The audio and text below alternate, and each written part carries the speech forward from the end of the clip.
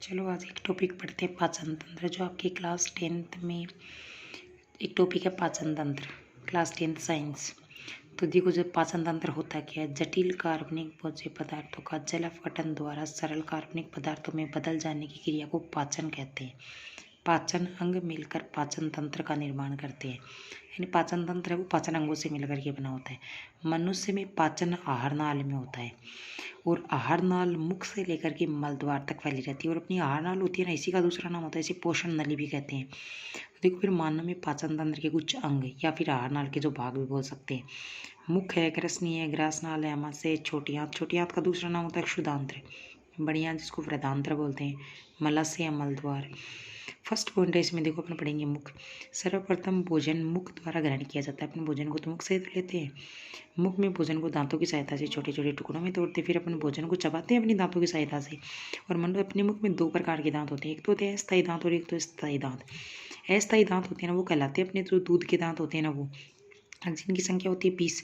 स्थायी दांत जो 7-8 साल की एज के बाद में आते हैं। और ये स्थायी दांत होती है ना, वो जन्म के 6-7 महीने के बाद आते हैं और लगभग 7-8 की एज में वापस गिर जाते हैं।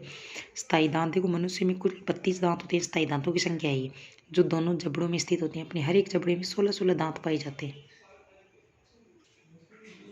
फिर देखो, मनुष्य में दांतों को 4 भागों में बांटा गया। जो अपने 32 दांत हैं उनको 4 भागों में बांटा गया। फर्स्ट है कृतक, दूसरे है रदनक, अग्र चवर्णक और चवर्णक।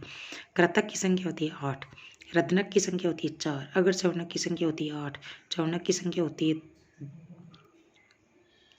12। तो इनसे मिलकर के बन गए टोटल अपने 32 दांत। मुख में स्टार्च यानी कार्बोहाइड्रेट शर्करा में विघटित हो जाती है। किसी में विघटित होती है? शर्करा में। मुख में उपस्थित भोजन के साथ लार मिलकर भोजन को लसलसा और मुलायम बना देती है।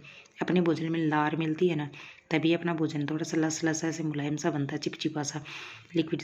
लार में 2 एंजाइम पाए जाते हैं। और यहाँ से क्वेश्चन आया हुआ है पहले एग्जाम में, टाइलिन और लाइसोजाइम। देखो, लार में पाए जाने वाले एंजाइम कौन से होते हैं? टाइलिन और लाइसोजाइम। ये टाइलिन होता है ना, इसी को बोला जाता है अल्फा एमाइलेज या फिर एमाइलेज एंजाइम के नाम से भी जानते हैं। और इसी का क्वेश्चन आया हुआ था, मनुष्य की लार में पाई जाने वाला एंजाइम टाइलिन। दूसरा एंजाइम होता है लाइसोजाइम। टाइलिन एंजाइम स्टार्च को शर्करा में बदलता है। टाइलिन क्या करता है? जो स्टार्च होती है ना, उसको शर्करा में, शुगर में बदल देता है। और लाइसोजाइम है वो भोजन में उपस्थित जितने भी हानिकारक सूक्ष्म जीवाणु होते हैं उनको नष्ट कर देता है। फिर जीव भोजन को समेटने का कार्य करती है और भोजन को निगलने में सहायता करती है। फिर नेक्स्ट पॉइंट आ गया अपना ग्रसनी। इसमें भोजन को किसी भी प्रकार का पाचन नहीं होता। ग्रसनी में केवल शिथिलन व संकुचन की क्रिया होती है। ग्रसनी में भोजन व श्वसन दोनों साथ साथ चलते रहते हैं। ग्रसनी आगे चलकर 2 नलिकाओं में विभाजित हो जाती है। ग्रसनी को 3 भागों में बांटा गया, नासा ग्रसनी, मुख ग्रसनी और अधोग्रसनी या कंठ ग्रसनी। यानी ग्रसनी वाला भाग ऐसा है जिसमें श्वसन की क्रिया भी होती है वहाँ पे, और वहाँ पे भोजन भी होता है। तो कहने का मतलब इसलिए बोला जाता है ग्रसनी होती है वो श्वसन और भोजन का उभयधर्मी पथ के नाम से भी इसको जानते हैं।